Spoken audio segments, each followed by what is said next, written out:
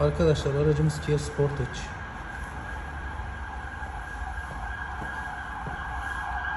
Sağ ön çamurluk ve sağ arka çamurlukta şöyle çiziklerimiz var. Onarımını yaptıktan sonra detaylı paylaşacağız. Arkadaşlar aracımızın onarımını bitirdik. Şöyle görüyorsunuz sağ arka çamurluğunda bir de sağ ön çamurluğunda vardı.